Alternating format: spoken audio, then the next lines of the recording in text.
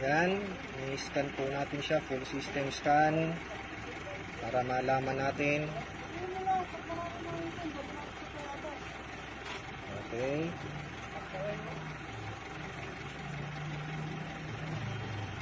Tama ka rin, para makita mo yung mga junk shop doon, tabi-tabi.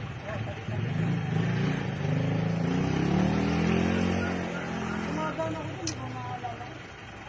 Okay na siya. So, back muna tayo. System selection. Dito tayo sa ano.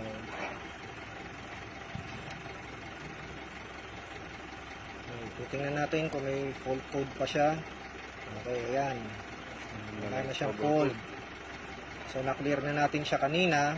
Kaya okay na siya. So, obserbahan na lang natin kung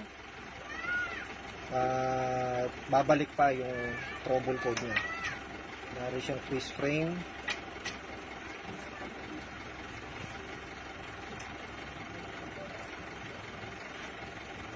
Meter.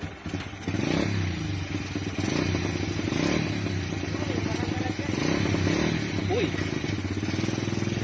Meron siya.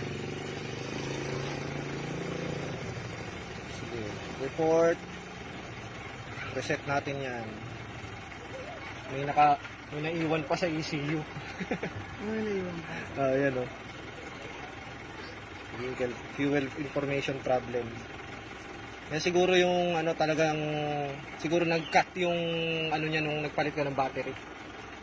Ngayon ko lang na ano to Ngayon ko lang na encounter Okay. Ang gawin natin, clear fault code. Stop engine, turn switch on.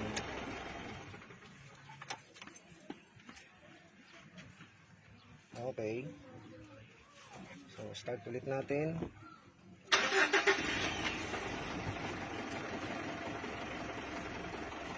Okay, wala na. Clear na siya. Sit. So, yan. Clear na sa dashboard. Wala nang nakailaw. Okay na. Okay, ano mo natin ito?